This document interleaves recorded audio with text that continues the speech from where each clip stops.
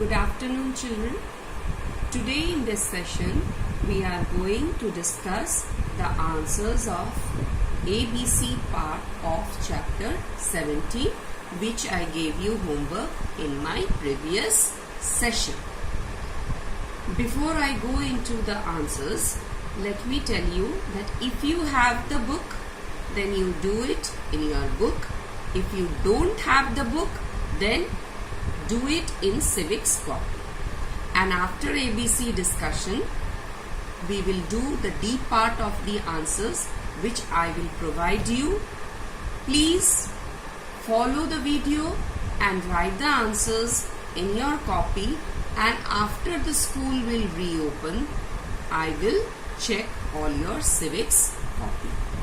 So this is your ABC part and this is your D part.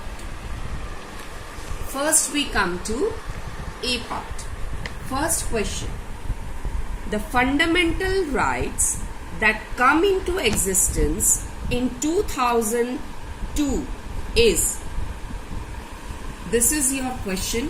The fundamental rights that come into existence in 2002 is right to education. The second option is writs can be issued by, there are four options given: district court, gram panchayat, civil court, high court. The answer is high court. The third question, which of the following statements regarding the fundamental rights is incorrect? Children, when you are solving MCQ questions, please go through the question twice. You should see the options very carefully. A. They are guaranteed to all the citizens of India. One can move to any court of law in case of violation of fundamental rights. They are not absolute, they are justiciable. So regarding fundamental rights, all A, C and D part options are correct. This statement is incorrect. One can move to any court of law. No, you can only move to High Court or Supreme Court. So the answer will be B. Next is, identify the directive principles based on the Gandhian philosophy. Equal pay for equal work for both men and women. This will not be there because it is an economic principle. To organize village panchayats. This is the Gandhian principle. To promote heavy industries. Gandhiji was not in favor of heavy industries. To promote international peace. This is the other principle. So the answer is your to organize village panchayats. Now the last question is, which one of the following promotes secularism? National Commission for Welfare of Women, Environmental Protection Act, Right to Education. These were the different thing not related to secularism. Communal harmony means secularism. Secularism means where different community people should live in peace and harmony, in brotherhood. So the answer is communal harmony. Next we come to fill in the blanks. Fill in the blanks. First is, dash guarantees the fundamental rights to all the citizens of India. Constitution. Second is, right to work has been implemented for the rural unemployed under MNREGA. That is, I gave you the full form of MNREGA. The practice of dash has been abolished to pave the way for social equality. The practice of untouchability. Sikhs are allowed to keep kirpan with them as a religious symbol. Freedom of religion does not mean that there is no check at all on your religious activities. Answer will be religion. Yes, it does not mean that whatever we want to do we can do. There is some restrictions. As I told you, fundamental rights are not absolute. There are some restrictions on it. Match the following. That is C part. Secularism, 42nd Amendment Act. It was added the word secular in the Indian Constitution. Abolition of untouchability. It is found in Right to Equality, where this untouchability was abolished. Fundamental duties. Promotes harmony. Quo warranto. This is also one of the writ. We have read 5 writs. This is also one of the writ. Next is directive principles of state policy, non-justiciable. Yes, this is only the big difference between fundamental rights and directive principles, that fundamental rights are justiciable whereas directive principles are non-justiciable. Now we will come across the short questions, that is questions in brief, where we have to write the answers between 50 to 70 words. Explain the significance of fundamental rights in our day-to-day life. Significance of the fundamental rights. Significance, you can say in other words, importance. Do fundamental rights have some importance in our life? This you have to write. Children, I will tell you one thing more also, that always try to write the answers in points. It will be very helpful for you, because if it is of 3 marks, you have to write 3 points, and the point should be meaningful, to the point. Don't try to write in paragraph. If the answers are possible to write in points, then please try to write in points. This will be, you can say this will help you to score good marks. So, explain the significance. It may come for 2 marks or 3 marks. So, I have given you almost all the answers in points. First, you will write that the fundamental rights are important to us in our day-to-day life by the following points. First point, democracy is meaningless without rights. Democracy is meaningless without rights. In my introduction of this chapter, I told you that where there will be no fundamental rights, democracy will be meaningless. So unless and until the people enjoy these fundamental rights, civil rights, that is political rights, then only our Indian democracy can run smoothly. Second point, rights are guarantees when the things go wrong. If there is any type of violation, or you can say if some wrong things are being done against anyone, so these are the rights by which everything can be rectified.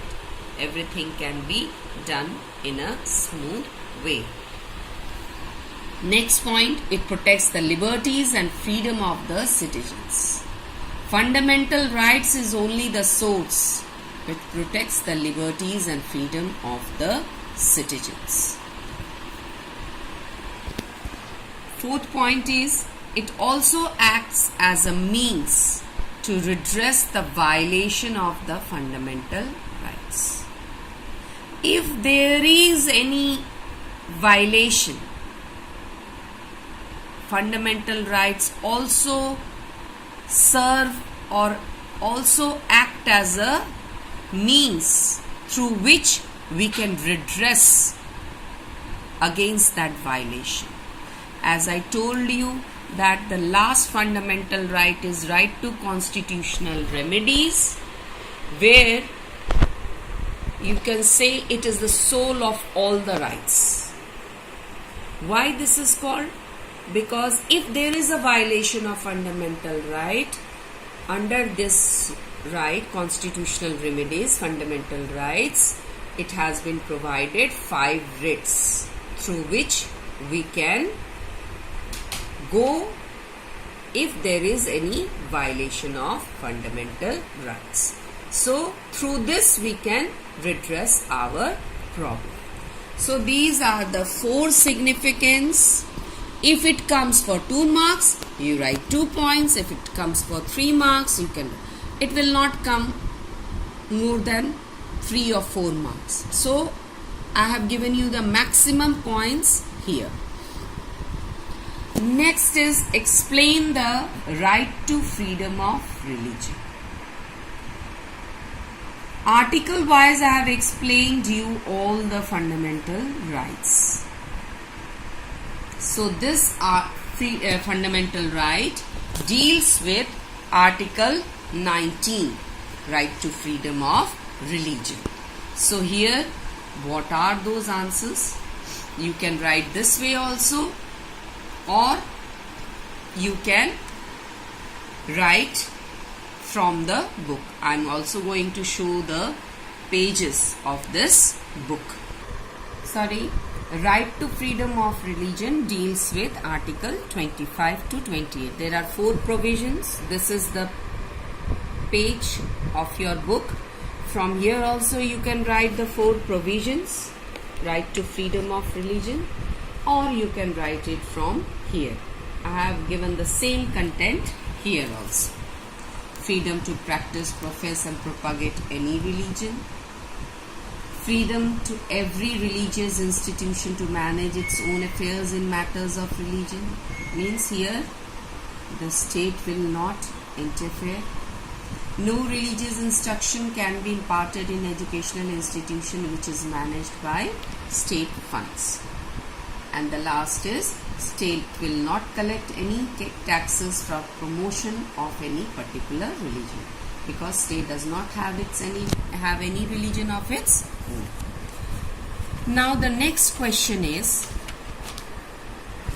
fundamental rights are justiciable and are protected by the court. In the light of the above statement, explain the right to constitutional remedies. Children, it is very important that first you should understand the question. If you don't understand the question, what it is asking you, many times I have seen that children know the answer, but once the question is twisted in a different manner, it becomes difficult for the children to give the answer. So it is very important that you should understand the question very nicely. Fundamental rights are justiciable. I hope so that you have all understood this, because several times I have told that this is only the point where we find the difference between fundamental rights and directive principles. And is protected by the court. Yes, fundamental rights are protected by the court. How?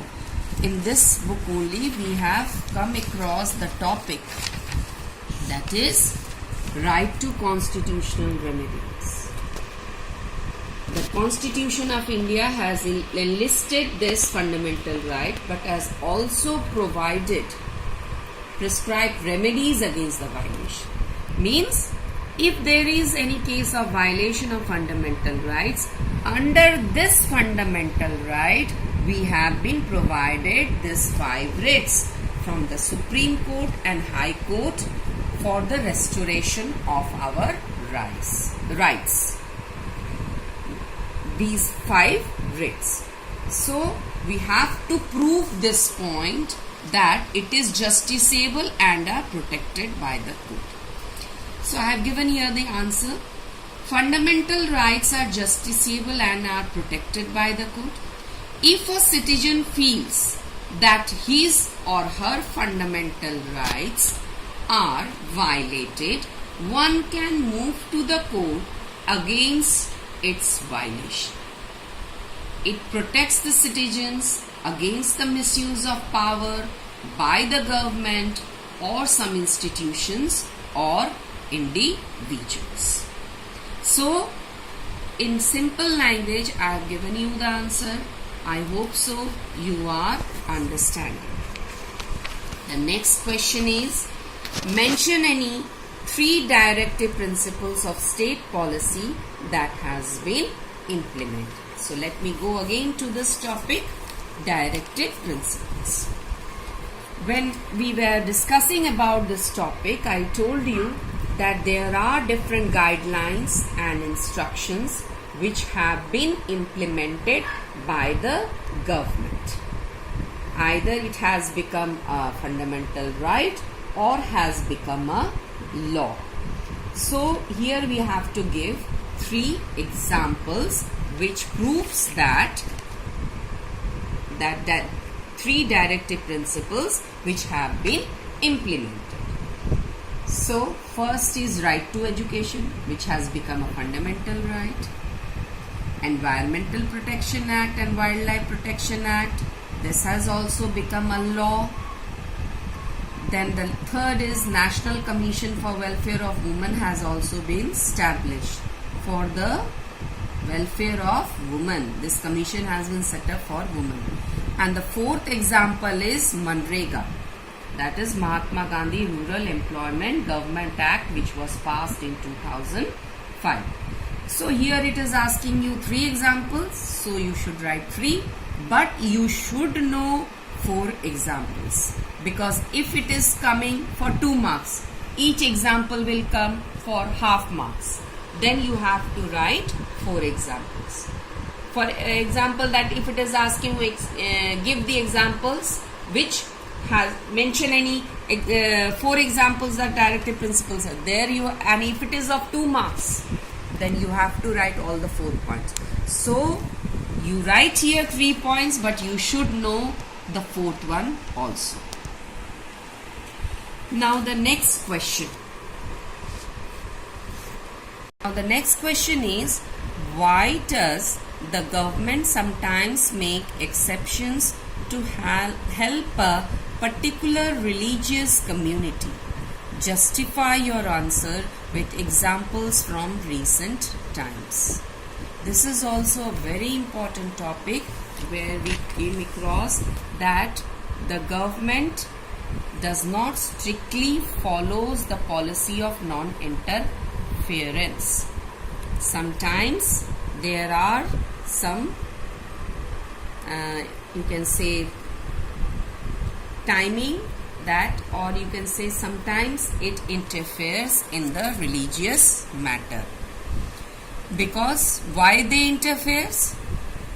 For the benefit of society, so that peace can be maintained, so that if any such evils are hindering the society or making the society backward, those evils should be abolished.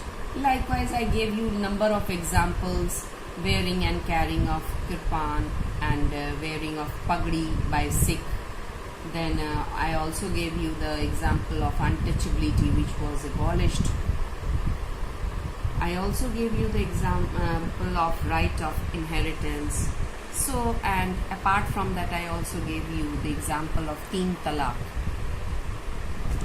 to stop the exploitation done against Muslim women. So these are the examples. So let me go through the answer. Governments sometimes make exceptions to help a particular community to maintain a peaceful and healthy system in a country. Yes, this is only the motto of a government. to maintain peace and healthy system in a country. How this healthy system will be maintained? When every religious group will live in peace and harmony, there will be a feeling of brotherhood among different religious people. So these are the examples. First example, wearing and carrying of kirpan are included in Sikh religion, and so they are allowed to do as it respects the religious sentiments in Sikh religion, and